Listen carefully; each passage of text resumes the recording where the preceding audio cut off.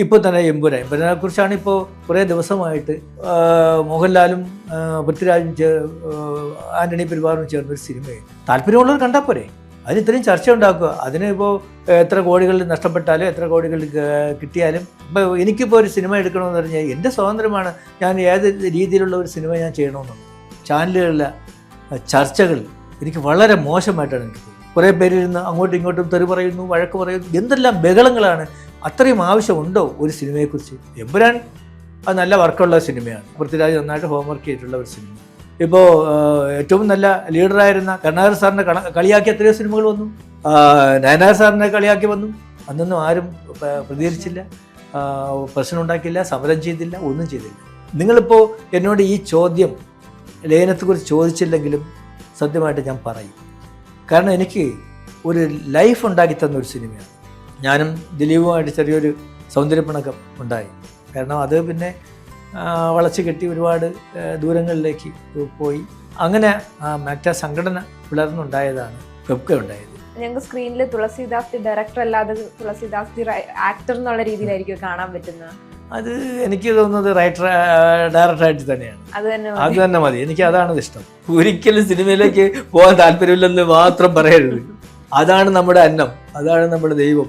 എപ്പോഴും പലരിടത്തും പറഞ്ഞിട്ടുണ്ട് തുളസിദാസിന് ഒരു കൺഫ്യൂഷൻ ഇല്ലാത്ത ഒരു ഡയറക്ടറാണ് എന്ന് ലാലേട്ടൻ പറഞ്ഞിട്ടുണ്ട്. അതെനിക്ക് ഭയങ്കര ഒരു ഗോഡ് ഗിഫ്റ്റായിട്ടാണ് എനിക്ക് തോന്നിയിട്ടുള്ളത്.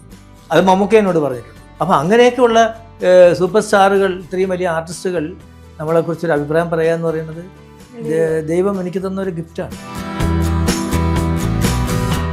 Hi hello, welcome to turning star. ഇന്ന് നമ്മുടെ കൂടെയുള്ള പ്രശസ്ത സംവിധായകനും നടനുമായ തുളസിദാസ് സാറാണ്. സർ സ്വാഗതം. സാർ എന്തൊക്കെയുണ്ട് വിശേഷം? എങ്ങനെ പോകുന്നു? നല്ല വിശേഷം. നല്ല വിശേഷം. അതെ, എപ്പോഴും നമ്മൾ നല്ല വിശേഷത്തിൽ തന്നെ മുന്നോട്ട് പോകണം. അതെ, ഞാനിപ്പോ ആദ്യം പറഞ്ഞ പോലെ തന്നെ സാർ ഇപ്പം അഭിനയത്തിലും ചുവടെ വെച്ചിരിക്കുക എന്നാണ് കേട്ടത്. എന്തൊക്കെയാണ് സാറിന്റെ പ്രൊജക്ട്? അഭിനയത്തിൽ അങ്ങനെ കൂടുതലായിട്ട് മുന്നോട്ട് വന്നിട്ടില്ല. ആരെങ്കിലുമൊക്കെ വിളിച്ചാൽ പോകും എന്നുള്ളതേ ഉള്ളൂ. ആഗ്രഹമുണ്ട്. കാരണം ഞാൻ സിനിമയിലേക്ക് വരുന്നത് തന്നെ അഭിനയിക്കാൻ വേണ്ടിയാണ് സിനിമയിലേക്ക് വന്നത്. അങ്ങനെ അത് ഞാൻ മദ്രാസിലേക്ക് എത്തിയപ്പോൾ, കോടമ്പക്കത്ത് സിനിമാ ലോകത്തെത്തിയപ്പോൾ എൻ്റെ ഫിഗറും എൻ്റെ രൂപവും നിലക്കണ്ണാടിയിൽ ആദ്യമായിട്ട് കാണുന്നത് മദ്രാസിൽ പോയ ശേഷമാണ്. അപ്പോൾ എനിക്ക് തന്നെ തോന്നി എൻ്റെ വഴി ഇതല്ല എന്ന് തോന്നിയാണ് സംവിധാന രംഗത്തേക്ക് പോയത്. പക്ഷെ അവിടെ സാറ് കലക്കി. തീർച്ചയായിട്ടും ദൈവം അനുഗ്രഹിച്ചു. ഇപ്പോഴും സിനിമ ചെയ്യാൻ ദൈവം അനുഗ്രഹിച്ചുകൊണ്ടിരിക്കുന്നു. അതൊക്കെ ഒരു ഭാഗ്യം എന്ന് മാത്രമേ പറയാനുള്ളൂ. ഞാൻ കേട്ടത് മാക്ട എന്ന് പറഞ്ഞൊരു അസോസിയേഷൻ പണ്ടുണ്ടായിരുന്നു. അതായിരുന്നു അത്യാവശ്യം ടോപ്പായിട്ടുള്ള. പക്ഷെ ഒരു സമയം കഴിഞ്ഞപ്പോൾ മാക്ട മാറി ഫെഫ്ക ആയി. ഇപ്പൊ നമ്മളൊക്കെ കേൾക്കുന്ന ഫെഫ്കയെ പറ്റിയാ. ആ ഫെഫ്ക എന്ന് പറഞ്ഞൊരു അസോസിയേഷൻ വരാൻ കാരണം സാറാന്ന് കേട്ടിട്ടുണ്ട്. ശരിയാണ്? അതൊരു കാരണക്കാരൻ ഞാൻ തന്നെയാണ്. പക്ഷേ മാക്ട എന്ന് പറയുന്നത് ഇപ്പോഴും ഉണ്ട്. അതൊരു സംഘടന ഇപ്പോഴും നിലവിൽ തന്നെ ഉണ്ട്. അതൊരു മാതൃസംഘടനയാണ്. അതിൽ മാറ്റമൊന്നും വന്നിട്ടില്ല. ഇടയ്ക്ക് ആ മാക്ടയിൽ നിന്ന് മാക്ട ഫെഡറേഷൻ ഉണ്ടായി. അപ്പോൾ അതിൽ നിന്നൊക്കെ മാറിയാണ് ഫെഫ്ക രൂപം കൊണ്ടത്. ഫെഫ്ക വരാൻ കാരണം എല്ലാവർക്കും അറിയാവുന്ന കാര്യമാണ്. വീണ്ടും ഞാൻ റിപ്പീറ്റ് ചെയ്യാവുന്നുള്ളേ ഉള്ളൂ. ഞാനും ദിലീപുമായിട്ട് ചെറിയൊരു സൗന്ദര്യപ്പിണക്കം ഉണ്ടായി. അതൊരു കുടുംബത്തിൽ ഉണ്ടാവുന്ന ഒരു സൗന്ദര്യപ്പിണക്കം പോലെ ഉണ്ടായിരുന്നുള്ളൂ. കാരണം അത് പിന്നെ വളച്ചു കെട്ടി ഒരുപാട് ദൂരങ്ങളിലേക്ക് പോയി. അങ്ങനെ പിളർന്നുണ്ടായതാണ്, ആ മാക്ട സംഘടന പിളർന്നുണ്ടായതാണ് ഫെഫ്ക ഉണ്ടായത്. അത് പെട്ടെന്ന് തീരുമാനിച്ച ഒരു രീതിയിലാണ് ഫെഫ്ക മുന്നോട്ട് വന്നത്. ഇപ്പോൾ ഫെഫ്കയാണ് കൂടുതലും മുന്നിൽ നിന്ന് പ്രവർത്തിക്കുന്നത്.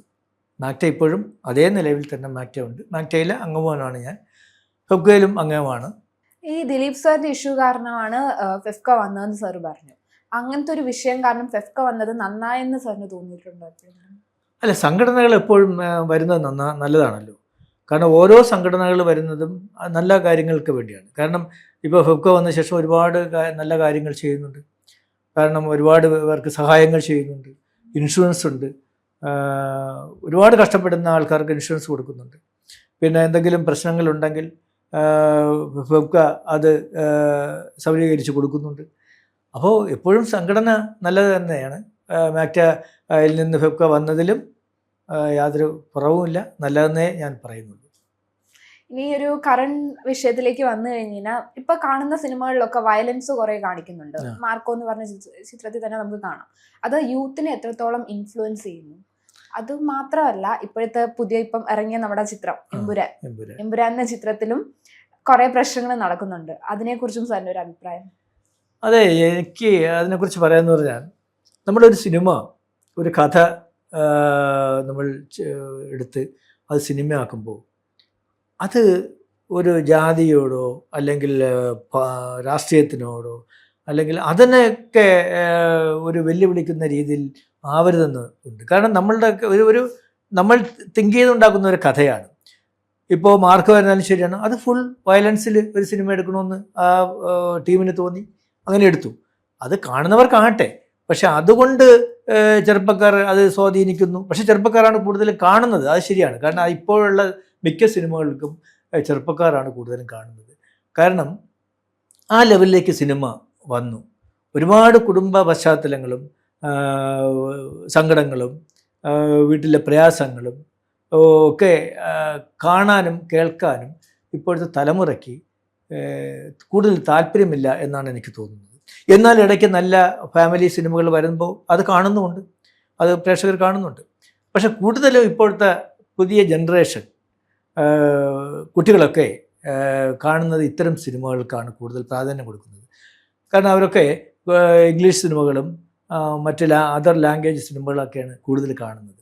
അപ്പോൾ അതിലൊക്കെ ഒരുപാട് വയലൻസും കാര്യങ്ങളൊക്കെ ഉണ്ട്. ഇംഗ്ലീഷ് സിനിമകളിലൊക്കെ ഒരുപാട് വയലൻസ് ഉണ്ട്, ഒരുപാട് ഗ്രാഫിക്സിൽ ഒരുപാട് അത്ഭുതങ്ങൾ സൃഷ്ടിക്കുന്നുണ്ട്. അപ്പോൾ അതൊക്കെ നമ്മുടെ സിനിമകൾക്കും മലയാള സിനിമകൾക്കും വേണമെന്ന് ആഗ്രഹിക്കുന്ന തലമുറകളുണ്ട്. അപ്പോൾ അതുകൊണ്ടാണ് മാർക്കോ ആൾക്കാർ കൂടുതൽ കണ്ടതും അത് എത്രമാത്രം വിജയിച്ചു എന്ന് എനിക്ക് പറയാൻ കഴിയുന്നില്ല. ഇപ്പോൾ തന്നെ എമ്പുരാനെ കുറിച്ചാണ് ഇപ്പോൾ കുറേ ദിവസമായിട്ട്, ഇന്ന് 6ാം ദിവസമൊക്കെയാണ്, ദിവസമായിട്ട് ചർച്ചകളിലും പത്രങ്ങളിലുമൊക്കെ. എനിക്ക് തോന്നുന്നത് അത്തരം ചർച്ചകളിലേക്കൊന്നും സിനിമ പോകേണ്ട കാര്യമില്ല എന്നാണ്. കാരണം ഒരു സിനിമ ഇറങ്ങി, താല്പര്യമുള്ളവർ കാണട്ടെ, താല്പര്യമില്ലാത്തവർ കാണണ്ട എന്നേ ഉള്ളൂ. കാരണം ഓരോരുത്തരുടെ സ്വാതന്ത്ര്യമാണ്. ഇപ്പോൾ എനിക്കിപ്പോൾ ഒരു സിനിമ എടുക്കണമെന്ന് പറഞ്ഞാൽ എൻ്റെ സ്വാതന്ത്ര്യമാണ്, ഞാൻ ഏത് രീതിയിലുള്ള ഒരു സിനിമ ഞാൻ ചെയ്യണമെന്നുള്ളത്. അത് കാണുന്നവർ കാണട്ടെ, കാണാത്തവർ വേണ്ടാന്ന് വയ്ക്കാം.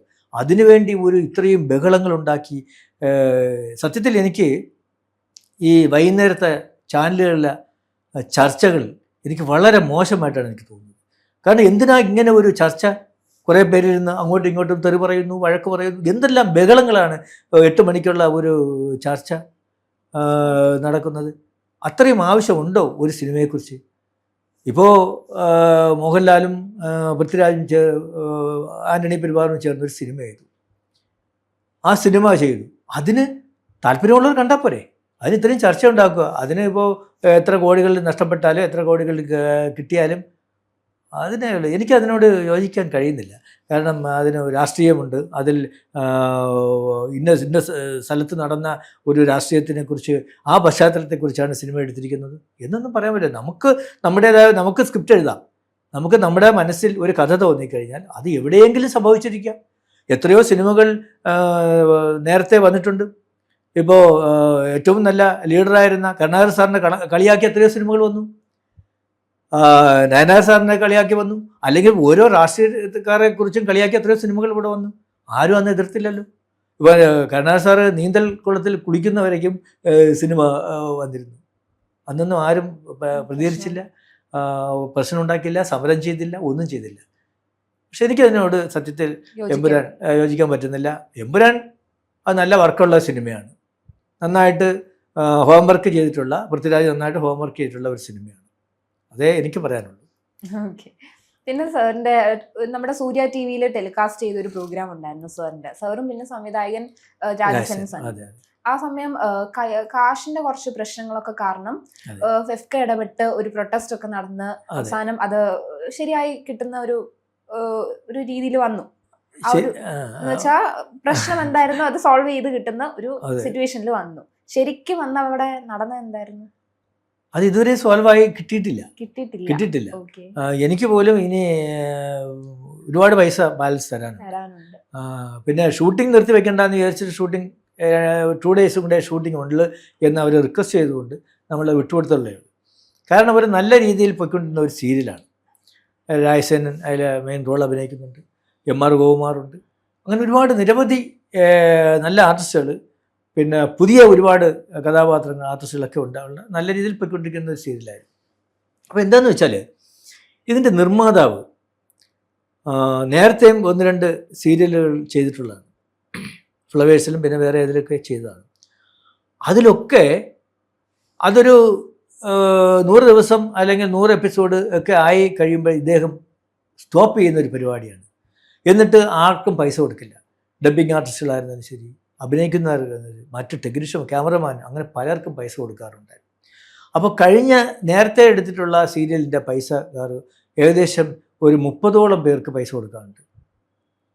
അവർ ഈ സീരിയൽ തുടങ്ങുമ്പോൾ കൊടുക്കാമെന്നാണ് അവരോട് പറഞ്ഞിരുന്നത്. അപ്പോൾ ഈ സീരിയൽ തുടങ്ങി ഇപ്പോൾ 100 എപ്പിസോഡ് ആവാറായി. ഞാൻ 79 എപ്പിസോഡ് വരെ ഞാൻ ചെയ്തതാണ്, ആവാറായി. അപ്പോഴും ഇവർക്കൊന്നും പൈസ കൊടുത്തിട്ടില്ല. അപ്പം ഞങ്ങളുടെ കാര്യവും അതുപോലെ തന്നെ നമ്മുടെ സെറ്റിലും അതുപോലെ തന്നെ പലർക്കും ആർട്ടിസ്റ്റുകൾക്കായിരുന്നാലും ടെക്നീഷ്യന്മാർക്കായിരുന്നാലും പൈസ കറക്റ്റായിട്ട് കൊടുക്കുന്നില്ല. സാധാരണ എല്ലാ നല്ല പ്രൊഡ്യൂസേഴ്സ്, ഞാൻ മേരിലാൻഡിൻ്റെ സീരിയലാണ് ഏറ്റവും കൂടുതൽ ചെയ്തിട്ടുള്ളത്. മഹാഭാഗവതം, അയ്യപ്പൻ, ദേവി മഹാത്മ്യം, അങ്ങനെയൊക്കെ അതൊക്കെയാണ് ഞാൻ കൂടുതൽ ചെയ്തിട്ടുള്ളത്. പ്രണയം, അതൊക്കെ ഞാൻ ചെയ്തിട്ടുള്ളതാണ്. അപ്പോൾ അതിലൊക്കെ അവരൊക്കെ എന്താണെന്ന് വെച്ചാൽ ഒരു ഷെഡ്യൂൾ കഴിയുമ്പോൾ, ഒരു 10, 15, 20 ദിവസം ഒരു ഷെഡ്യൂൾ കഴിയുമ്പോൾ അത് കഴിഞ്ഞ ഷെഡ്യൂളിൻ്റെ സെറ്റിൽമെൻറ്റ് ചെയ്യും. അങ്ങനെയാണ് പൊയ്ക്കൊണ്ടിരിക്കുന്നത്. അപ്പോൾ അവിടെ നിന്ന് ഒരു പ്രശ്നം ഉണ്ടാവില്ല. ഇദ്ദേഹം കള്ളക്കണക്കുകൾ പറയുക, പൈസ കൊടുക്കാതിരിക്കുക. അപ്പോൾ എല്ലാവർക്കും പ്രശ്നമായപ്പോൾ ഒരു ദിവസം എല്ലാവരും കൂടെ തീരുമാനിച്ചു, കാരണം ഇത് ഇങ്ങനെ പോയാൽ ശരിയാവില്ല, ഇനി പൈസ വാങ്ങിയിട്ട് മതി ബാക്കി ഷൂട്ടിംഗ് എന്ന് തീരുമാനിച്ചു. അപ്പോൾ ഇങ്ങനെ നമ്മൾ സംസാരിച്ചപ്പോൾ പെട്ടെന്ന് ഒരു ദിവസം ഞാൻ അറിയുന്നു എന്നെ മാറ്റിയിട്ട് വേറൊരു സംവിധായകനെ വെച്ച് സീരിയൽ തുടങ്ങാൻ പോകുന്നു എന്ന് കേട്ടു. ഒരു ഷെഡ്യൂൾ കഴിഞ്ഞപ്പോൾ.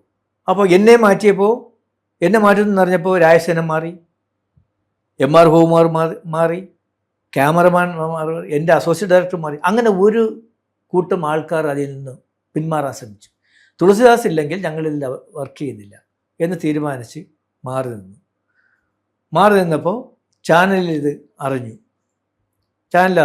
അപ്പോൾ ഈ പ്രൊഡ്യൂസർ എന്ത് ചെയ്തതെന്ന് വെച്ചാൽ, എന്നാൽ തുളസിദാസ് ഇല്ലാതെയും രാജസേനൻ ഇല്ലാതെയും ഈ പ്രോജക്റ്റ് മുന്നോട്ട് കൊണ്ടുപോവാം എന്ന് ചാനലിനോട് സംസാരിച്ചപ്പോൾ ചാനൽ പറഞ്ഞു, നിങ്ങൾ സ്റ്റോപ്പ് ചെയ്തോളാൻ പറഞ്ഞു.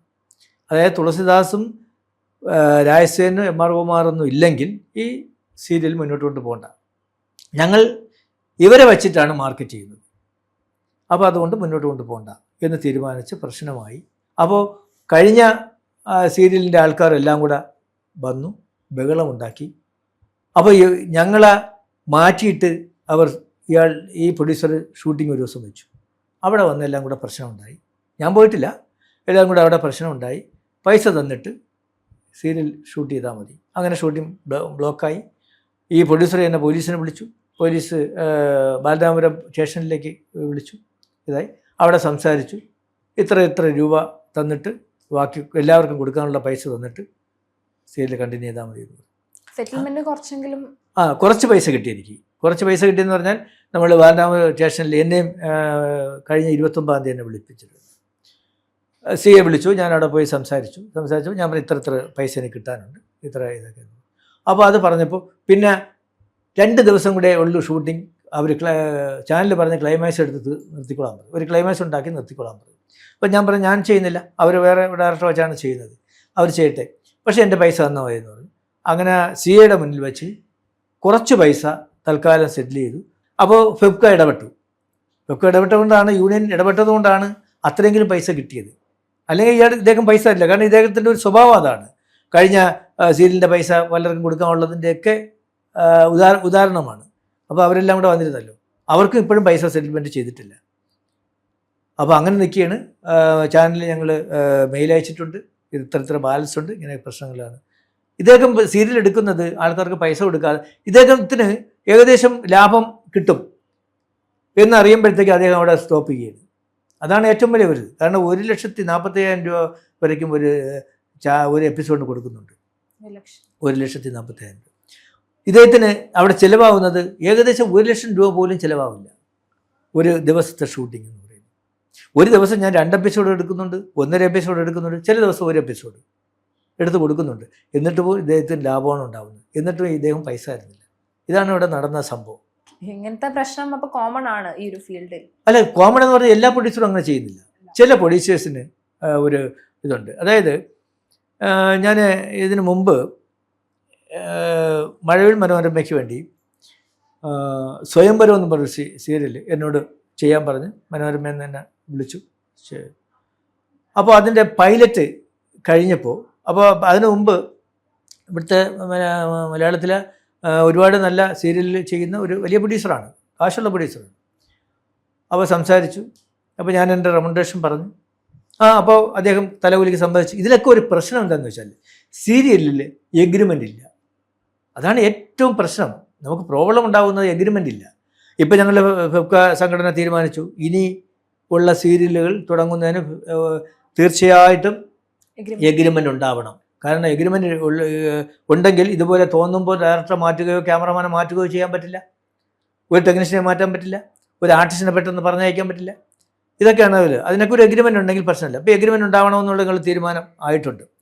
അപ്പോൾ എഗ്രിമെൻ്റ് ഇല്ലായിരുന്നു. അപ്പോൾ ഞാൻ ആ സ്വയംവരം ചെയ്തു. പൈലറ്റ് 4 എപ്പിസോഡ് എടുത്ത് മനോരമയിൽ നിന്ന് ആൾക്കാർ വന്നു, അത് കണ്ട് സത്യം പറഞ്ഞാൽ അവരെന്നെ ഭയങ്കരമായിട്ട് അപ്രിഷ്യേറ്റ് ചെയ്തു. എന്നെ അത്രയും രീതിയിൽ ഗംഭീരമായി എന്നൊക്കെ പറഞ്ഞിട്ട് അപ്പോൾ നല്ല നല്ല സംഭവമായിരുന്നു അത് ഞാൻ ചെയ്തത്. കാരണം ഞാനൊരു സിനിമ മോഡിൽ തന്നെയാണ് എടുത്തത്. അപ്പോൾ ഞാൻ അവർ പ്രിവ്യൂ കണ്ട ശേഷം ആ മനോരമയുടെ മഴവിൽ മനോരമ അവിടെ ആൾക്കാർ ഞാൻ സ്ഥലത്തെത്താത്തതുകൊണ്ട് എനിക്ക് വേണ്ടി വെയിറ്റ് ചെയ്തു. അപ്പോൾ നേരിട്ടൊരു കൺഗ്രാജുലേഷൻ പറയാൻ വേണ്ടിയാണ് വരണമെന്ന് പറഞ്ഞത്. അങ്ങനെ അത്രയും ഉൾക്കൊണ്ടൊരു സീരിയലായിരുന്നു. അപ്പോൾ ആ സീരിയൽ കഴിഞ്ഞപ്പോഴത്തേക്ക് പിന്നീട് ഈ പ്രൊഡ്യൂസേഴ്സിനൊക്കെ ഒരു പ്രശ്നം എന്താണെന്ന് വെച്ചാൽ, ആദ്യം ഒരു മാർക്കറ്റ് ഉണ്ടാക്കുക, പൈലറ്റ് എടുത്ത് ചാനലിൽ ഓക്കെ പറഞ്ഞു കഴിഞ്ഞാൽ പിന്നെ ആരെങ്കിലും വെച്ച് ചെയ്യുക എന്നുള്ളൊരു തീരുമാനമാകും അവരുടെ മനസ്സിലുണ്ട്. കാരണം എന്ന് വെച്ചാൽ അടുത്തൊരു പുതിയ ഒരു സീരിയൽ ചെയ്യുന്ന സംവിധായകനാണെങ്കിൽ അത്രയും പൈസ കൊടുക്കണ്ട, എനിക്ക് തരുന്ന അത്രയും പൈസ കൊടുക്കണ്ടല്ലോ. ഇതാണ് ഇവരുടെ ഒരു ആറ്റിറ്റ്യൂഡ്. അതേ ആറ്റിറ്റ്യൂഡ് തന്നെയായിരുന്നു ഇപ്പോൾ ഈ പ്രൊഡ്യൂസറും ചെയ്തത് സൂര്യ ടി വിയിൽ. അതാണ് സംഭവിക്കുക. അവരുടെയൊക്കെ മനസ്സിനകത്ത് അതാണ്. ആദ്യം നമ്മളെ കൊണ്ട് ചെയ്യിക്കുക, മാർക്കറ്റിംഗ് ഉണ്ടാക്കുക, അത് കഴിഞ്ഞാൽ ചാനലുകാർ ഹാപ്പി ആവുക, അത് കഴിഞ്ഞാൽ വേറെ ഡയറക്ടറെ വയ്ക്കുക. പിന്നെ സാറിന്റെ അസിസ്റ്റന്റ് ആയിട്ട് നിന്നതാണ് ജോണി ആന്റണി സാർ എന്ന് ഞാൻ കേട്ടിട്ടുണ്ട്. നമ്മുടെ CID മൂസ പോലത്തെ വലിയ സിനിമയൊക്കെ എടുത്ത ഡയറക്ടറാണ്. പക്ഷെ പുള്ളി ഇപ്പം എന്ന് വെച്ച് കഴിഞ്ഞാൽ നമുക്ക് ഡയറക്ടർ എന്നുള്ള രീതിയിലല്ല, ഒരു നടൻ എന്നുള്ള രീതിയിലാണ് കാണുന്നത്. എല്ലാ സിനിമകളും മിക്ക സിനിമകളിലും നമുക്കിപ്പോൾ കാണാം നല്ലൊരു നടനാണ്. പക്ഷെ ഇപ്പം സിനിമകൾ മാത്രം നടനായിട്ട് മാത്രം ഒതുങ്ങിക്കൂടാൻ കാരണം നല്ല സിനിമകൾ ഡയറക്ഷൻ ചെയ്യാൻ കിട്ടാത്തത് കൊണ്ടാണോ, എന്ത് കാരണം കൊണ്ടാണെന്ന് സാറിന് തോന്നുന്നു? അതായത് ഇപ്പം എന്താണെന്ന് വെച്ചാൽ, ജോണി എൻ്റെ കൂടെ വന്നത് ചാഞ്ചാട്ടത്തിലാണ് ആദ്യമായിട്ട് എൻ്റെ കൂടെ അസിസ്റ്റൻ്റായിട്ട് വരുന്നത്. ഒരു 24 സിനിമകളോളം എൻ്റെ കൂടെ അസിസ്റ്റൻ്റായിട്ട് വർക്ക് ചെയ്തു. അന്ന് ഞാൻ തന്നെയാണ് അവനെ ഫസ്റ്റ് ക്ലാപ്പ് എടുത്ത് കയ്യിൽ കൊടുത്തിട്ട് പറഞ്ഞു, ഈ ക്ലാപ്പ് എന്ന് പറയുന്നത് ഏറ്റവും സിനിമയ്ക്ക് സത്യമായ ഒരു കാര്യമാണ്. ഒരിക്കലും നീ തറയിൽ വയ്ക്കുകയോ ചില ആൾക്കാർ കഷത്ത് വെച്ചുകൊണ്ട് ചില അസിസ്റ്റൻസ് ഗുണമാണ്, അങ്ങനെയൊന്നും ചെയ്യരുത്. കാരണം ഇത് ഏറ്റവും വലിയ സത്യമാണ്. കാരണം ഇത് വെച്ചിട്ടാണ് നമ്മൾ എഡിറ്റിംഗ് ഒക്കെ ചെയ്യുന്നത്. ഇപ്പോൾ അതൊക്കെ മാറി, ഇപ്പോൾ ആ സംഭവ സിസ്റ്റമൊക്കെ മാറി. അപ്പോൾ ഇതൊക്കെ പറഞ്ഞ് അവനെ കൊണ്ടുവന്നു. അവൻ വർക്ക് ചെയ്തുകൊണ്ടിരുന്നു. എനിക്ക് നല്ല ഇതായിട്ട് തോന്നി, അവന് വർക്ക് ചെയ്യാൻ കൊള്ളാം എന്ന് തോന്നി കൊണ്ടുവന്നു. അപ്പോൾ അത് കഴിഞ്ഞ ശേഷം CID മൂസ ഒരു സിനിമ സംവിധാനം ചെയ്യാൻ അത് ദിലീപിനെയാണ് കൊടുത്തത്.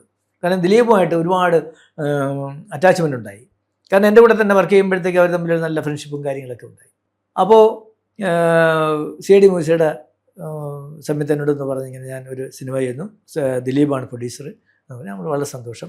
എൻ്റെ വീട്ടിൽ വന്നു, ഞാൻ അവനെ അനുഗ്രഹിച്ച് എൻ്റെ പൂജാമുറിയിൽ നിർത്തി അവനെ അനുഗ്രഹിച്ച് ഞാൻ വിട്ടു. അതുപോലെ എന്നോട് പറഞ്ഞ് വന്ന് സ്വിച്ച് ഓൺ ചെയ്യണം, സാറ് വന്ന് വേണം അത് സ്വിച്ച് ഓൺ ചെയ്യാൻ.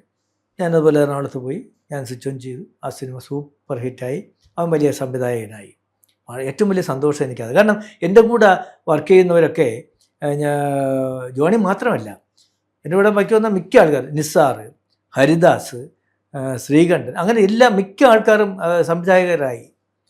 കാരണം അതൊക്കെ വലിയ സന്തോഷമാണ്. കാരണം എൻ്റെ കൂടെ വന്നിട്ട് അവർ മോശമായി പോയില്ലല്ലോ എന്നുള്ള സന്തോഷമുണ്ട്. ഇപ്പോൾ ജോണി നടനായി. അപ്പോൾ ഈ എപ്പോഴും എന്നെ വിളിക്കും, ഇടയ്ക്കിടയ്ക്ക് വിളിക്കും എന്നെ. വിളിക്കുമ്പോഴും പറയുന്നത് ഞാൻ ചോദിക്കും സംവിധാനം മൊത്തത്തിൽ ഒഴിവാക്കിയ ഇല്ല സാറേ, അത് ഇങ്ങനെ നിൽക്കട്ടെ, ഇപ്പോൾ ഒരുപാട് കടങ്ങളുണ്ടായിരുന്നത് തീർന്ന, ഒരു വീട് വെച്ചു, ഒരു കാറ് വാങ്ങി, വളരെ സന്തോഷമായിട്ട് ഇപ്പോൾ പൊയ്ക്കൊണ്ടിരിക്കുന്നു, അതുകൊണ്ട് ഇപ്പോൾ ഇങ്ങനെ പോട്ടെ സാർ എന്നാണ് എന്നോട് പറഞ്ഞത്. അതൊരു കാരണമാണ്. കാരണം എന്താണെന്നറിയാം, വർഷത്തിൽ ഒരുപക്ഷെ 1 പടമോ 2 പടമോ ഒക്കെ ഇപ്പോൾ ഇനിയിപ്പോൾ ചെയ്യാൻ പറ്റും. 2 തന്നെ ബുദ്ധിമുട്ടാണ്. അങ്ങനെയുള്ള നിലവിൽ നിൽക്കുമ്പോൾ ആർട്ടിസ്റ്റിനെ സംബന്ധിച്ച് അവർക്ക് നല്ല പൈസയാണിപ്പോൾ, നല്ല എമൗണ്ട് ഉണ്ട്, അവർക്ക് ടെൻഷൻ കുറവാണ്. ഒരു ടെൻഷൻ എടുക്കേണ്ട കാര്യമില്ല. നമ്മൾ ഡയറക്റ്റ് അനുഭവിക്കുന്ന ടെൻഷനൊന്നും ഒരു ആർട്ടിസ്റ്റ് സത്യത്തിൽ എടുക്കണ്ട. അവർക്ക് ചെയ്യാനുള്ള ഒരു വിശ്വാസമൊക്കെ ഉണ്ടായാൽ തീർച്ചയായിട്ടും കഥ കേട്ട് ക്യാരക്ടർ കേട്ട് അവർ ചെയ്താൽ മാത്രം മതി. അപ്പോൾ അത് ജോണി ഇപ്പം നല്ല ആർട്ടിസ്റ്റായി വന്നിരിക്കുന്നു. കോമഡി ആയിരുന്നാലും ശരി, സീരിയസ് ആയിരുന്നാലും ശരി, എല്ലാ രീതിയിലും എല്ലാ സിനിമയിലും ഉണ്ട്. അപ്പോൾ ഞാനും പറഞ്ഞു ജോണി ഇപ്പോൾ ഇതൊന്നും മാക്സിമം എത്രയും അഭിനയിക്കാൻ കഴിയുമോ അതുപോലെ മുന്നോട്ട് പോകട്ടെ എന്ന് തന്നെയാണ് ഞാൻ പറഞ്ഞിരിക്കുന്നത്. അതുകൊണ്ടാണ് പടം പക്ഷേ കിട്ടാത്തതുകൊണ്ടല്ല, തീർച്ചയായിട്ടും ജോണിക്ക് പടം കിട്ടാതെന്ന് വരില്ല. പക്ഷെ ഇത് താല്പര്യം ഇപ്പം ഇതാണ് താല്പര്യം. സാർ കൊമേഴ്ഷ്യൽ ചിത്രം കാണാൻ കൂടുതലും ചെയ്യാറ്, നമ്മൾ കണ്ടുവരുന്ന ആ ഒരു പാറ്റേൺ ആണ്. പക്ഷെ അതിൽ നിന്ന് മാറി ലയനം പോലത്തെ ഒരു സിനിമ സാർ ചെയ്തിട്ടുണ്ട്, ഒരു അഡൾട്ട് മൂവിയാണ്. അപ്പം എന്തുകൊണ്ടാണ് അത് ചെയ്യാൻ കാരണം? എൻ്റെ ആദ്യ സിനിമ എന്ന് പറഞ്ഞാൽ ഒന്നിനു പിറകെ മറ്റൊന്നൊന്ന് സിനിമയാണ്. അതൊരു സസ്പെൻസും ത്രില്ലറും ഒക്കെ ഉണ്ടായിരുന്ന ഒരു ഫാമിലി സിനിമയാണ്. രതീഷ്, സോമേട്ടൻ, തിലഞ്ചേട്ടൻ, അങ്ങനെ ഒരു ഗ്രൂപ്പ്, ഷാരി, രോഹിണി ഒക്കെ അഭിനയിച്ച ഒരു സിനിമയാണ്. ആ സിനിമ എൻ്റെ ഫസ്റ്റ് വർക്കാണ്. അത് കണ്ടിട്ടാണ് എനിക്ക് ലേനത്തിന് എന്നെ ഒരു പ്രൊഡ്യൂസർ വിളിക്കുന്നത്, ലേനം ചെയ്യാൻ. അപ്പോൾ അന്ന് ആ സിനിമ കഴിഞ്ഞ ശേഷം എനിക്ക് 1 വർഷം എടുത്തു അടുത്തൊരു സ്ക്രിപ്റ്റ് ചെയ്യാൻ വേണ്ടി. അതും എൻ്റെ സ്ക്രിപ്റ്റ് തന്നെയായിരുന്നു. ഒരു സ്ക്രിപ്റ്റ് ചെയ്യുന്നത് ഇത് ആക്ച്വലി സമ്മർ ഓഫ് 42 എന്ന് പറഞ്ഞിട്ട് ഒരു പഴയ ഒരു ബ്ലാക്ക് ആൻഡ് വൈറ്റ് ചിത്രമുണ്ട്. ഞാനത് മദ്രാസിൽ വെച്ച് കണ്ടിട്ടുണ്ട് തിയേറ്ററിൽ. അപ്പോൾ അന്നേ എൻ്റെ മനസ്സിലൊരു ഐഡിയ എൻ്റെ ഉള്ളിലുണ്ടായിരുന്നു. കാരണം ഒരു ഇതേപോലെയുള്ള അതിൻ്റെ ഒരു വേറെ വെർഷനാണ് രതി നിർവേഷം. രതി നിർവേദവും ഏകദേശം അതിൻ്റെ ഒരു വേർഷൻ തന്നെയാണ്, യാതൊരു സംശയമില്ല. അപ്പം ഞാനതിനെ സ്ക്രിപ്റ്റാക്കി, ഒരു ഏജ് ഡിഫറൻസ് ലവ് സ്റ്റോറി ആക്കി അതിനെ രൂപപ്പെടുത്തിയെടുത്ത് എൻ്റെ മനസ്സിൽ നിൽക്കുമ്പോഴാണ് ഒരു പ്രൊഡ്യൂസർ ഒരു സിനിമ ചെയ്യാൻ വേണ്ടി എന്നെ സമീപിക്കുന്നത്.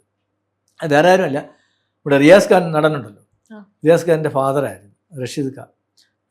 എന്നോട് ഒരു സിനിമ ചെയ്യാൻ വേണ്ടി വന്നു. ഞാനപ്പോൾ ഈ കഥ പറഞ്ഞപ്പോഴത്തേക്ക് അദ്ദേഹം പറഞ്ഞു ഞാനിത് ചെയ്യാം എന്ന് പറഞ്ഞ്. അപ്പോൾ അദ്ദേഹത്തിന് ഫൈനാൻസ് എടുക്കാൻ വേണ്ടി സൂപ്പർ ഇൻ്റർനാഷണൽ എന്ന് പറഞ്ഞൊരു ഫൈനാൻസ് കമ്പനിയുണ്ട്, ചൗധരി നടത്തുന്നത്. അവിടേക്ക് എന്നെ കൊണ്ടുപോവുകയാണ് ചെയ്തത്. അദ്ദേഹത്തോടും കൂടെ ഒന്ന് കഥ പറഞ്ഞിട്ട് പുള്ളിക്ക് ഫൈനാൻസ് എടുക്കാൻ വേണ്ടി. പക്ഷെ അവിടെ ചെന്ന് കഥ പറഞ്ഞപ്പോൾ എന്താ സംഭവം എന്ന് വെച്ചാൽ, ചൗധരി സാർ എന്നോട് പറഞ്ഞു ഈ സിനിമ ഞാൻ പ്രൊഡ്യൂസ് ചെയ്യാമെന്ന് പറയും. അങ്ങനെയാണ് സൂപ്പർ ഗുഡ് ഫിലിംസ് ഉണ്ടാവുന്നത്. ആ ഗുഡ് എങ്ങനെ ഉണ്ടായെന്ന് വെച്ചാൽ, ഗുഡ് നൈറ്റ് മോഹൻ സാറും കൂടെ ജോയിൻ ചെയ്താണ് സൂപ്പർ ഗുഡ് ഉണ്ടായത്. ഇന്ന് തമിഴിലെ ഏറ്റവും വലിയ സിനിമ പ്രൊഡക്ഷനാണ് സൂപ്പർ ഗുഡ്. അതിൻ്റെ തുടക്കം ഞാനാണ്. അപ്പോൾ ഈ ലയനം ചെയ്തു. ഞാൻ ഇപ്പോഴും, നിങ്ങളിപ്പോൾ എന്നോട് ഈ ചോദ്യം ലയനത്തെക്കുറിച്ച് ചോദിച്ചില്ലെങ്കിലും സത്യമായിട്ട് ഞാൻ പറയും. കാരണം എനിക്ക് ഒരു ലൈഫ് ഉണ്ടാക്കി തന്നൊരു സിനിമയാണ്. പിന്നെ അത് ഒരു നല്ല ലവ് സ്റ്റോറി ആയിരുന്നു, ഏജ് ഡിഫറൻസ് ലവ് സ്റ്റോറി ആയിരുന്നു. പക്ഷെ അത് എല്ലാവരും തെറ്റിദ്ധരിച്ച് വന്നത് എങ്ങനെയാണെന്ന് വെച്ചാൽ സ്മിത അഭിനയിച്ചതുകൊണ്ടാണ്. അതാണ് അതിൻ്റെ ഒരു ഘടകം. അതായത് ഞാൻ ആക്ച്വലി ആ സിനിമയ്ക്ക് വേണ്ടി കഥ എഴുതി, സ്ക്രിപ്റ്റ് എഴുതി, ഞാനിത് ചൗധരി സാറിനോട് സംസാരിക്കുമ്പോൾ എൻ്റെ ഉള്ളിൽ സുമലതയായിരുന്നു. സുമലതയോട് ഞാൻ സംസാരിച്ചു. പക്ഷെ സുമലതയ്ക്ക് അപ്പോൾ ഉടനെ സിനിമ ചെയ്യാൻ ഡേറ്റ് ഇല്ല എന്നൊക്കെ തിരക്ക് പിടിച്ച ആർട്ടിസ്റ്റായിരുന്നു. പിന്നെ അതിനുശേഷം ഞാൻ ലക്ഷ്മി ചേച്ചിയെ കോണ്ടാക്ട് ചെയ്തു, അവർക്കും സാധിച്ചില്ല. അങ്ങനെയാണ് പ്രൊഡ്യൂസർ പറഞ്ഞത് ഇത് സ്മിതയിട്ട് എന്തുകൊണ്ട് ചെയ്തുകൂടാ. അങ്ങനെ സ്മിതയായിട്ട് പിന്നെ പ്രൊഡ്യൂസറുടെ നിർബന്ധം, പിന്നെ സ്മിതയ്ക്ക് ഒരു സാരി ഉടുത്തിട്ടുള്ള ഫുൾ അങ്ങനത്തെ കഥാപാത്രവും കൂടെ ചെയ്യേണ്ടി അവർക്കൊരു സന്തോഷമായിരുന്നു. അങ്ങനെ ആ സിനിമയ്ക്ക് പോയത്. പിന്നെ ബിസിനസ്സിന് വേണ്ടി അവർ പലയിടത്തിലും ആ സിനിമ റിലീസ് ചെയ്തപ്പോൾ എക്സ്ട്രാ ചില പൊടിക്കൈകളൊക്കെ ചെയ്യേണ്ടി വന്നു. അതാണ് അതിൻ്റെ ഒരു ഇത്. പക്ഷെ അതൊരു നല്ല ലവ് സ്റ്റോറിയാണ്. ഇന്നും ഞാൻ അതിനെ സ്നേഹിക്കുന്ന ഒരു സിനിമയാണ്. അത് കഴിഞ്ഞിട്ട് ഞാൻ ചെയ്തതാണ് കൗതുക വാർത്തകൾ. ഈ ലേഖനം കഴിഞ്ഞപ്പോൾ അത്തരം സിനിമകൾ ചെയ്യാൻ എനിക്ക് ഒരുപാട് ഓഫറുകൾ വന്നു. തമിഴിൽ നിന്ന് വന്നു, തെലുങ്കിൽ നിന്ന് വന്നു, ഹിന്ദിയിൽ നിന്ന് വന്നു. പിന്നെ അങ്ങനത്തെ ഒരു സിനിമ ഞാൻ ചെയ്യില്ല. ഞാൻ പറഞ്ഞു, എൻ്റെ പ്രൊഡ്യൂസർ എന്നോട് പറഞ്ഞു, ചൗധരി സാറ് പറഞ്ഞു, ഡെയിലി ഓരോ പ്രൊഡ്യൂസർ വരുന്നു, നീ അഡ്വാൻസ് വാങ്ങുന്നു പറഞ്ഞു. ഞാൻ പറഞ്ഞില്ല സാർ, എനിക്ക് ഈ ഒറ്റ സിനിമയുള്ള എൻ്റെ മനസ്സിൽ ഇത്. അത് കഴിഞ്ഞാൽ ഇല്ല.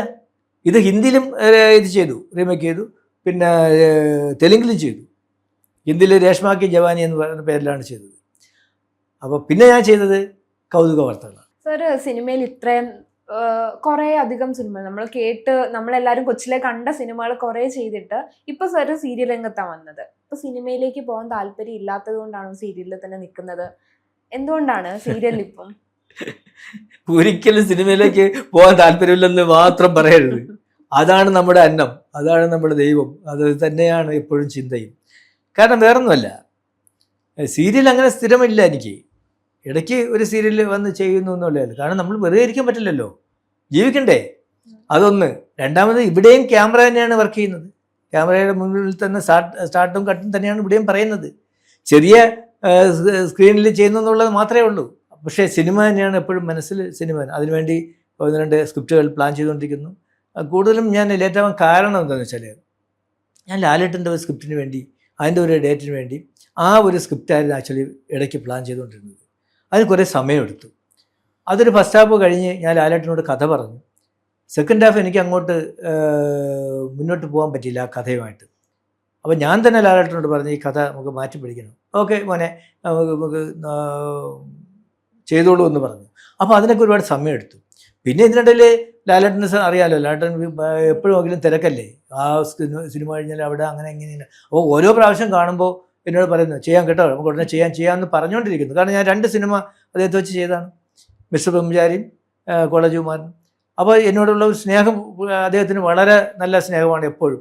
ഒരു സിനിമ ചെയ്യാൻ എപ്പോഴും പലരിടത്തും പറഞ്ഞിട്ടുണ്ട്, തുളസിദാസിന് ഒരു കൺഫ്യൂഷൻ ഇല്ലാത്ത ഒരു ഡയറക്ടറാണ് എന്ന് ലാലേട്ടൻ പറഞ്ഞിട്ടുണ്ട്. അതെനിക്ക് ഭയങ്കര ഒരു ഗോഡ് ഗിഫ്റ്റായിട്ടാണ് എനിക്ക് തോന്നിയിട്ടുള്ളത്. അത് മമ്മൂക്ക എന്നോട് പറഞ്ഞിട്ടുണ്ട്. എന്നോടല്ല, സ്വാമിയോട് പറഞ്ഞു, SN സ്വാമിയോട്. ഞാൻ ആയിരുന്നവൾ അനന്തം ചെയ്യുമ്പോൾ. അപ്പോൾ അങ്ങനെയൊക്കെയുള്ള സൂപ്പർ സ്റ്റാറുകൾ, ഇത്രയും വലിയ ആർട്ടിസ്റ്റുകൾ നമ്മളെക്കുറിച്ചൊരു അഭിപ്രായം പറയുക എന്ന് പറയുന്നത് ദൈവം എനിക്ക് തന്നൊരു ഗിഫ്റ്റാണ്, അല്ലേ? അതെ സാർ, അവർക്ക് കൊടുത്ത സിനിമ. തീർച്ചയായിട്ടും. പിന്നെ ഇപ്പോഴത്തെ പുതിയ ജനറേഷൻ ഡയറക്ടേഴ്സിന്റെ അവരുടെ ആർട്ട് ഓഫ് മേക്കിംഗ് ഭയങ്കര ഡിഫറെൻ്റ് ആണ്, പഴയതുപോലെയല്ല. അപ്പം അതിൻ്റെ ഒരു അഡ്വാൻറ്റേജ് അല്ലെങ്കിൽ സാർ കാണുന്നത് എന്തൊരു വ്യത്യാസം എന്തായിരിക്കും? അതായത് ഇപ്പോൾ നമ്മൾ അന്നൊക്കെ ചെയ്തു വരുന്ന പോലെയുള്ള മേക്കിംഗ് അല്ല ഇപ്പോൾ. എന്താണെന്ന് വെച്ചാൽ, അന്ന് നമ്മൾ ഉപയോഗിക്കുന്ന ഓരോ ക്യാമറയുടെ ആയിരുന്നാലും ശരി, സൈഡിലെ ഓരോ എക്യുപ്മെൻറ്റ്സുകളൊക്കെ അങ്ങനെയായിരുന്നു. അന്നൊക്കെ നമ്മൾ ഈ ഒരു ഡെവലപ്മെൻറ്റ്സ് ഒന്നും ഇല്ലാതെ ഞാനൊരു ഡബിൾ ആക്ഷൻ ചെയ്തിട്ടുണ്ട്. ഇത് മഞ്ഞകാലം എന്ന് പറഞ്ഞ സിനിമ, ഉർവശി ഡബിളായിട്ട്. അന്നൊക്കെ ഒരു ഡബിൾ ആക്ഷൻ ചെയ്യാൻ ഏറ്റവും പാടുള്ള കാര്യമാണ്. അത് ഒരു സീനോ 2 സീനോ ആണ് സാധാരണ ഡബിൾ ആക്ഷൻ ഏതെങ്കിലും ഇതിൽ വരുന്നത്. ഇത് എൻ്റെ സിനിമയിൽ ത്രൂ ഔട്ട് ക്യാരക്ടർ 2 ഉർവശി അനിയത്തിയും ചേട്ടത്തിയും കളിക്കുന്നതാണ്. അത് ഞാൻ ചെയ്തെടുത്തു. പല സംവിധായകരും എന്നോട് പറഞ്ഞു, ഇത് വളരെ ഗംഭീരമായിട്ടുള്ളത്, ഇത് എങ്ങനെ നീ അത് ഇത്രയും ധൈര്യമായിട്ട് ചെയ്തു എന്ന് നമ്മുടെ IV ശശിയേട്ടൻ എന്നോട് സിനിമ കണ്ടിട്ട് എന്നോട് പറഞ്ഞു. അതൊക്കെ എനിക്ക് കിട്ടിയ ഒരു അനുഭവം എന്ന് പറയുമ്പോൾ വല്ലാത്തൊരു അനുഭവമാണ്. കാരണം അങ്ങനെ ചെയ്തു നമ്മൾ ചെയ്യുന്നത്. പക്ഷേ ഇന്നൊക്കെ ഒരു ഡബിൾ ആക്ഷനോ ത്രിബിൾ ആക്ഷനോ എത്ര വേണമെങ്കിലും ചെയ്യാൻ നമുക്കിപ്പോൾ ഒരുപാട് സാധ്യതകളുണ്ട്. ടെക്നിക്കൽ ഒരുപാട് ഒരു ബുദ്ധിമുട്ടുമില്ല.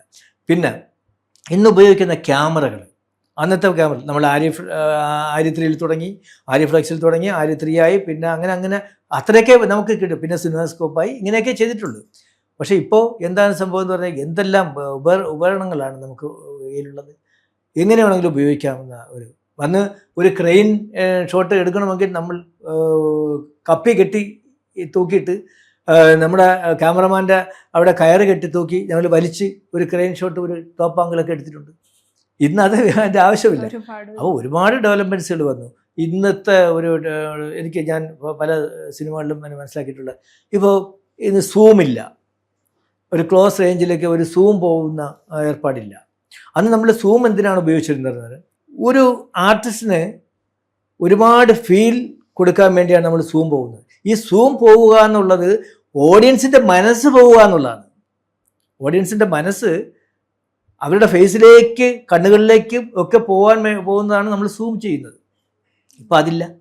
ഇപ്പോൾ അതിന് പകരം നമ്മൾ ട്രോളി ഇടുന്നുണ്ട്, പക്ഷേ എല്ലാവരും ട്രോളി പോലും ഇല്ല. ഇപ്പോൾ ഈ അടുത്ത ഒരു സിനിമ കണ്ടതിൽ ഒരു മൂവ്മെൻറ്റ്സും ഇല്ല, ഒരു ട്രോളി മൂവ്മെൻറ്റ്സ് ഇല്ല, ഒന്നുമില്ല. എല്ലാം സ്റ്റഡി ബ്ലോക്കുകളാണ്.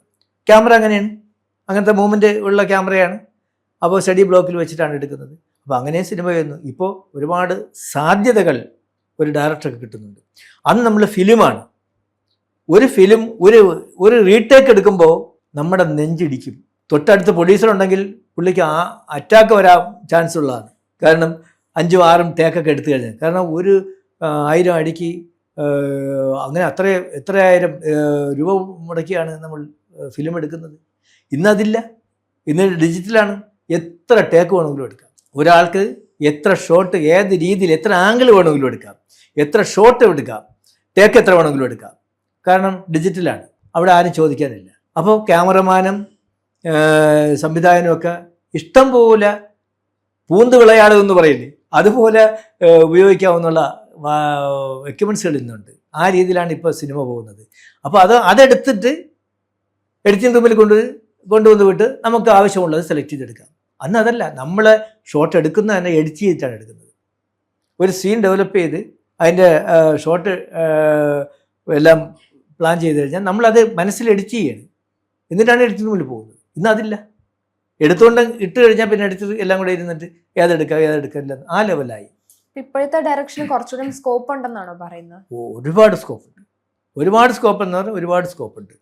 കാരണം ഞാൻ ഈ അടുത്ത് ചെയ്ത ഗേൾസ് എന്ന സിനിമ ചെയ്യുമ്പോൾ ആ ഡിജിറ്റലാണ് ചെയ്തത്. അപ്പോൾ എനിക്ക് മനസ്സിലായി ഒരുപാട്. അതിൻ്റെ തമിഴ് ഞാൻ ചെയ്തു, തിരക്ക് വരാതെ കഥകൾ എന്നുള്ളത് ചെയ്തു. അപ്പോഴൊക്കെ എനിക്ക് മനസ്സിലായി വളരെ ഈസി അല്ലേ എന്ന് എനിക്ക് മനസ്സിലായി. സത്യത്തിൽ എനിക്കിപ്പോൾ വളരെ ഈസി ആയിട്ടാണ് ഫീൽ ചെയ്യുന്നത്. അന്നത്തേക്കാലം അന്ന് നമ്മൾ ഒരുപാട് അന്ന് ചെയ്ത ഒരാൾക്ക് ഇന്നത്തെ നോക്കുമ്പോൾ കുറച്ചുകൂടെ. പിന്നെ വേറൊരു കാര്യമുണ്ട്, അന്ന് നമ്മൾ ക്യാമറയിൽ എടുത്തു, നമ്മുടെ വ്യൂ പോയിന്റിൽ നമ്മൾ ഒന്നും കാണുന്നില്ല. നമ്മൾ ഇവിടെ ഇരുന്നിട്ട്, ക്യാമറ ഇവിടെ ഇരിക്കുകയാണെങ്കിൽ ഇവിടെ ഇരുന്നിട്ട് ആർട്ടിസ്റ്റിനെ അഭിനയിക്കുന്നത് നമ്മൾ കാണുകയാണ്. അവരുടെ റിയാക്ഷൻ ദൂരെ ഇരുന്നുകൊണ്ട് നമ്മൾ അവരുടെ റിയാക്ഷൻ കണ്ടാണ് നമ്മൾ എടുക്കുന്നത്. ഇന്നതല്ല, മോണിറ്ററിൽ നമുക്കെല്ലാം കാണാം. മോണിറ്റർ ഇരുന്നു കൊണ്ട് നമുക്ക് എവിടെ പോയിന്റ്, അത് വേണോ വേണ്ടേ, ക്യാമറ അങ്ങോട്ട് വയ്ക്കണോ ഇങ്ങോട്ട് വയ്ക്കണോ ഒന്നും ഒക്കെ നമുക്ക് പറഞ്ഞ് റെഡിയാക്കാം. അന്നൊരു സത്യമുണ്ടായിരുന്നു. അതായത് നമ്മൾ ഷൂട്ട് ചെയ്ത് കഴിഞ്ഞ് ക്യാമറമാൻ പോലും വ്യൂ പോയിന്റിൽ കൂടെ ജസ്റ്റ് കാണുന്നേ ഉള്ളൂ. അത് ഡെവലപ്പ് ചെയ്ത് ആ പ്രിന്റ് വരുമ്പോഴാണ് ദൈവമേ ഇതെല്ലാം പ്രിന്റായി, എല്ലാം നമ്മൾ ഉദ്ദേശിച്ച പോലെ വന്നു എന്ന് മനസ്സിലാക്കുന്നത്. അന്ന് ഒരു ഫ്രെയിമിൽ ഒരു ട്രോളിയോ ഒരു ലൈറ്റിൻ്റെ ഇതോ ഒന്നും വരാതെ ആ ഫ്രെയിം വർക്ക് ചെയ്തിട്ടുണ്ട്. ഇതൊക്കെ ഒരു സത്യം തന്നെയാണ്. സത്യം അതൊരു ലെജൻഡറി ഒരു മൂവ് ആയിരിക്കും അല്ലേ? തീർച്ചയായിട്ടും. ഇപ്പോൾ വളരെ ഈസിയാണ്, എല്ലാ കാര്യത്തിലും വളരെ ഈസിയാണ്. നമുക്ക് തീരുമാനിക്കാം ഏത് ഫ്രെയിം വേണം, ഏത് ഫ്രെയിം ക്യാമറ വയ്ക്കുമ്പോൾ അത് വേണ്ട, നമ്മൾ ക്യാമറ പറയാം കുറച്ച് റൈറ്റ് എടുക്കൂ അല്ലെങ്കിൽ ലെഫ്റ്റ് എടുക്കൂ, കുറച്ചുകൂടെ വൈഡ് ചെയ്യൂ എന്നൊക്കെ നമുക്കിപ്പോൾ പറയാം. സാറിന് ഇപ്പം ഓക്കെ, ഇത് കഴിഞ്ഞ് ഇപ്പം കറന്റ്ലി സാറിനുള്ള പ്രൊജക്ട്സ്, ഇനി അപ്കമിങ് വരാൻ പോകുന്ന പ്രൊജക്ട്സ് അത് ഏതൊക്കെയാണ്? ഞാൻ 2 പ്രോജക്റ്റാണ് ഇപ്പോൾ പ്ലാൻ ചെയ്തുകൊണ്ടിരിക്കുന്നത്. ഒന്ന് തമിഴാണ്, അതിൻ്റെയും ചർച്ച നടന്നുകൊണ്ടിരിക്കുന്നത്. മൂവിയാണോ അതോ? മൂവി. പിന്നെ മലയാളത്തിലൊരു ഇത്, അത് രണ്ടിൻ്റെ പേര് അനൗൺസ് ചെയ്യാറായിട്ടില്ല. അത് ഏകദേശം ഒരു മെയ്യോടുകൂടി എല്ലാം അനൗൺസ്മെൻറ്റ് വരും. പിന്നെ തീരുമാനങ്ങൾ വരും, ആർട്ടിസ്റ്റിൻ്റെ തീരുമാനങ്ങളൊക്കെ വരും. എന്തായാലും നല്ലൊരു സിനിമയായിരിക്കും എന്ന് പ്രതീക്ഷിക്കുന്നു. നല്ല സ്ക്രിപ്റ്റാണ് വർക്ക് ചെയ്തുകൊണ്ടിരിക്കുന്നത്. ഞാനല്ല സ്ക്രിപ്റ്റ് രാജേഷ് എന്ന് പറയുന്ന ദേശാഭിമാനിയിൽ വർക്ക് ചെയ്യുന്ന ഒരു റൈറ്ററാണ്, നല്ല റൈറ്ററാണ്. ഞങ്ങൾ ഒരുപാട് കഥകൾ ഡിസ്കസ് ചെയ്ത് വച്ചിട്ടുള്ള ഒരു സംഭവം. അപ്പോൾ അങ്ങനെ പ്ലാൻ ചെയ്യുന്നു. തമിഴിലത് വേറെ റൈറ്ററാണ്. അതും തമിഴിലെ ഒരു നല്ല കമ്പനിക്ക് വേണ്ടിയാണ് ഞാൻ ചെയ്യുന്നത്. അൻപാലയ പ്രൊഡക്ഷൻ എന്ന് പറഞ്ഞിട്ട് അദ്ദേഹത്തിന് വേണ്ടിയാണ് ഞാൻ അന്ന് ആദ്യം തമിഴ് പടം ചെയ്തത്. അപ്പോൾ അവരുടെ ഒരു പ്രൊഡക്ഷനിൽ സംസാരിച്ചുകൊണ്ടിരിക്കുന്നുണ്ട്. പിന്നെ ഇതൊക്കെ ഏത് റെഡിയാവും, ഏത് ഫസ്റ്റ് ഞാൻ ക്യാമറ സ്റ്റാർട്ട് ചെയ്യേണ്ടി വരുമെന്നൊക്കെ ഉള്ളത് ഒരു ദൈവനിശ്ചയമാണ്. എല്ലാം നിമിത്തമായിട്ട് നടക്കുന്നതാണ്. ഞങ്ങൾക്ക് സ്ക്രീനിൽ തുളസിദാസ് ദി ഡയറക്ടർ അല്ലാതെ തുളസിദാസ് ദി ആക്ടർ എന്നുള്ള രീതിയിലായിരിക്കും കാണാൻ പറ്റുന്നത്. അത് എനിക്ക് തോന്നുന്നത് ഡയറക്ടറായിട്ട് തന്നെയാണ്. അത് തന്നെ മതി. എനിക്ക് അതാണ് ഇഷ്ടം. മറ്റത് ഈസിയാണ്, കുറച്ചുകൂടെ ഈസിയാണ്. ഞാൻ അഭിനയിച്ചപ്പോൾ കമ്പം എന്ന സിനിമ ഞാൻ അഭിനയിച്ചു. തിരക്കില്ലാത്ത റോളായിരുന്നു, പക്ഷെ അത് ഇതുവരെ റിലീസായിട്ടില്ല. അപ്പോൾ എനിക്ക് തോന്നുന്നത് ഡയറക്ഷൻ തന്നെയാണ് താല്പര്യവും, അത് തന്നെയാണ് ബുദ്ധിമുട്ടും. നമ്മൾ ബുദ്ധിമുട്ടി പണിയെടുക്കണം, അതല്ലേ നല്ലത്. ഒരു കിട്ടുള്ളൂ, നമുക്ക് കിട്ടും നല്ല നമ്മുടെ ബ്രെയിൻ മാക്സിമം നമ്മൾ അതിനുവേണ്ടി ഉപയോഗിച്ച് ഇങ്ങനെ എന്താ പറയുന്ന ഉരസി എടുത്ത് അതിൽ നിന്ന് ഉണ്ടാവുന്ന ഒരു ഇതുണ്ടല്ലോ, ഒരു തിളക്കമുണ്ടല്ലോ, അതാണല്ലോ നമുക്ക് വേണ്ടത്. അതിനുവേണ്ടി മാക്സിമം ഡയറക്ഷൻ തന്നെയാണ് ഏറ്റവും ഇഷ്ടം, യാതൊരു സംശയമില്ല. ജയറാം, മുകേഷ്, ദിലീപ് എന്ന നടന്മാർക്കൊക്കെ നല്ല ഹിറ്റ് ചിത്രങ്ങൾ കൊടുത്ത സാറാണ്. അപ്പം അവരുമായിട്ട് ഇപ്പോഴും അതേ ആ ഒരു ബന്ധം സൂക്ഷിക്കുന്നുണ്ടോ, സൗഹൃദമുണ്ടോ സാറിന്? തീർച്ചയായിട്ടും ഉണ്ട്.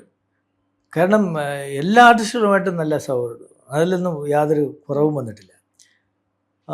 ജയറാമിനെ വെച്ചിട്ട് ഞാൻ ആദ്യമായിട്ട് ചെയ്യുന്നത് ഈ പറഞ്ഞ പോലെ ചാഞ്ചാട്ടമാണ് ഫസ്റ്റ് ചെയ്തത്. കൗതുകവാർത്തയിലേക്ക് ജയറാമിനെ ബുക്ക് ചെയ്തിരുന്ന ഞങ്ങൾ പ്ലാൻ ചെയ്തതാണ്, പക്ഷെ നടന്നില്ല.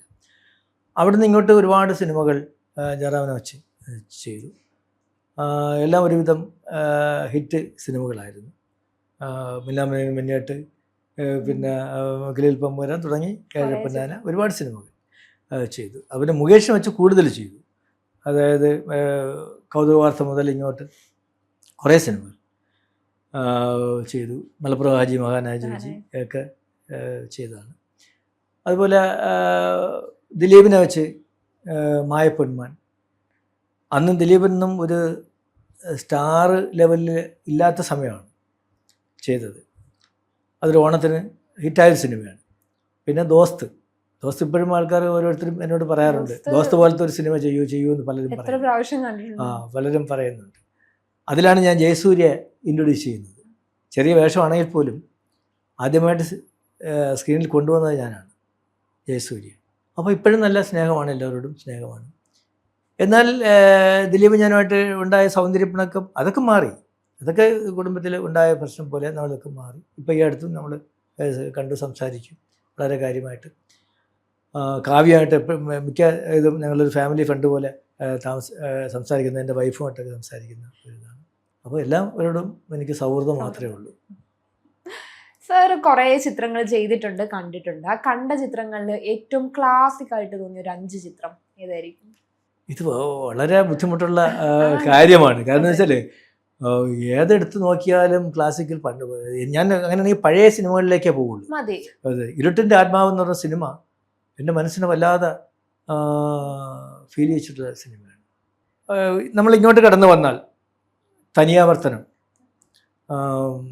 സുബിയമലയുടെ വളരെ മനോഹരമായ സിനിമയായിരുന്നു തനിയാവർത്തനം. ലോകിയുടെ സ്ക്രിപ്റ്റൊക്കെ വളരെ ഗംഭീരമായ സ്ക്രിപ്റ്റായിരുന്നു. പക്ഷെ ലോകിയൊക്കെ സത്യത്തിൽ മലയാളത്തിൽ നിന്ന് ഇല്ലാതെ പോയല്ലോ എന്ന് ആലോചിക്കുമ്പോൾ നമുക്ക് വല്ലാതെ വിഷമമുള്ള ഒരു കാര്യം. ലോകി, റസാക്ക്, ഇപ്പം നമ്മുടെ ഏറ്റവും മലയാളത്തിൻ്റെ എന്താ പറയുക, ഏറ്റവും വലിയ മലയാള ഭാഷയുടെ ഏറ്റവും വലിയ മനുഷ്യൻ MD സാർ ഒക്കെ പോയപ്പോൾ നല്ല സിനിമകളുടെ കാലം ഏകദേശം കഴിഞ്ഞോ എന്ന് വരയ്ക്കും നമുക്ക് സംശയിക്കേണ്ടിയിരിക്കുന്നു. MD സാറിൻ്റെ നിർമാല്യം, അതും ഏറ്റവും ഭയങ്കര ക്ലാസിക്കൽ സിനിമയല്ലേ. നമ്മുടെ ആൻ്റണി സാറിന്, PJ ആൻ്റണി സാറിന് ഭരതപാട് കിട്ടിയ സിനിമയല്ലേ. അത് ഇന്നത്തെ കാലത്താണ് ആ സിനിമ എടുത്താൽ ഇവിടെ കുത്തും കൊലപാതകവും പ്രശ്നങ്ങളും ഉണ്ടാവും. കാരണം ജാതിയുടെ പേരിൽ ഒരു പൂജാരി പ്രതിഷ്ഠയെ കാർക്കിച്ച് തുപ്പുന്നതാണ് സിനിമ. അതാണ് സിനിമ, അതിനാണ് ഭരതപാട് കിട്ടിയത്. അത്തരം സിനിമകളൊക്കെയാണ് ഏറ്റവും വലിയ ക്ലാസിക്കൽ സിനിമ എന്ന് പറയേണ്ടത്. അത് ഇന്ന് നമുക്ക് ചിന്തിക്കാൻ പറ്റില്ല. കാരണം എന്ന് വെച്ചാൽ ഇന്നത്തെ തലമുറയ്ക്ക് അല്ലെങ്കിൽ ഇന്നത്തെ ജനങ്ങൾ ആവശ്യമില്ലാതെ പ്രശ്നങ്ങളുണ്ടാവും, ജാതിയുടെ പേരിൽ പ്രശ്നങ്ങളുണ്ടാവും. പക്ഷെ അതും MDയുടെ മനസ്സിൽ തോന്നിയ ഒരു കഥയല്ലേ, അതാണ് നമ്മൾ കാണേണ്ടത്. ആർട്ടായിട്ട് കാണണം. ഏത് ഒരു കൊമേഴ്സ്യൽ പടമാണെങ്കിൽ നമ്മൾ കൊമേഴ്സ്യൽ ആയിട്ട് കാണണം. ഇതാണ് എൻ്റെ സിനിമ, ഇതാണ് ഈ രീതിയിലാണ്, ആ രീതിയിൽ നമ്മൾ കാണുക. അതിനുവേണ്ടി മത്സരങ്ങളും പ്രശ്നങ്ങളും ചർച്ചകളും അതും ഇതൊന്നും ഇല്ലാത്ത ഒരു കാലത്താണ് സത്യത്തിൽ നിർമാല്യമുണ്ടായത്. അപ്പോൾ സാറിന് കുറേ പ്രൊജക്ട്സ് മുന്നേ ഞങ്ങളൊക്കെ കണ്ട് ഞങ്ങളുടെ ചൈൽഡ്ഹുഡ് ഭയങ്കര ബ്യൂട്ടിഫുൾ ആക്കിയ സിനിമ എടുത്തതുപോലെ തന്നെ ഇനിയും കുറേ സിനിമ എടുക്കട്ടെ. സാറിനോട് സംസാരിക്കാൻ പറ്റിയ ശരിക്കും ഒരു ഭാഗ്യമാണ്. ഒരു ലെജൻഡ് ഡയറക്ടറിൻ്റെ കൂടെ ഇരുന്ന് ഇത്ര ഒരു കോൺവെർസേഷൻ വരിക എന്ന് വെച്ച് കഴിഞ്ഞാൽ it was a honour for me. Thank you so much sir. Thanks. അങ്ങനെ എന്നോട് സംസാരിക്കാൻ പറ്റിയ ഒരു ഭാഗ്യമായിട്ടൊന്നും കരുതുന്നുണ്ട്. നമ്മൾ ഈ ആസ് എ ഫ്രണ്ട്സ് അങ്ങനെ കണ്ടാൽ മതി. കാരണം അറിയാം, അങ്ങനെ ഞാൻ ഇപ്പോഴും ഞാൻ കരുതുന്നതെന്നറിയാം, ഞാൻ അത്ര ഒന്നും അല്ല എന്ന് തോന്നുന്ന ആളാണ് ഞാൻ. സത്യം അല്ലല്ല ഒന്നും അല്ല എന്നാണ് ഞാൻ തോന്നുന്നത്. നമ്മളൊക്കെ മേലിൽ എത്രയോ പേരുണ്ട്, നമ്മളൊക്കെ ഒന്നുമല്ല, ഏറ്റവും താഴെയാണെന്ന് കരുതുന്ന ഒരാളാണ്. എപ്പോഴും നമ്മുടെ മുന്നിൽ ഒരുപാട് വലിയ വലിയ ആൾക്കാരുണ്ട്, വലിയ വലിയ മുഖങ്ങളുണ്ട്. ഇതൊക്കെ കടന്നല്ലേ നമ്മളിങ്ങോട്ട് വരുന്നത്. അപ്പം അതുകൊണ്ട് as A friends okay, thank you. ഇന്ന് നമുക്കൊരു വണ്ടർഫുൾ ഒരു എപ്പിസോഡായിരുന്നുള്ള, നമുക്കൊരു ലെജൻഡറി ഡയറക്ടറിന്റെ കൂടെ നമുക്കൊരു കോൺവെർസേഷൻ കിട്ടി. ഇതുപോലെ തന്നെ ഒരു നല്ലൊരു എപ്പിസോഡുമായിട്ട് നമുക്ക് അടുത്ത ആഴ്ച കാണാം. Till then bye.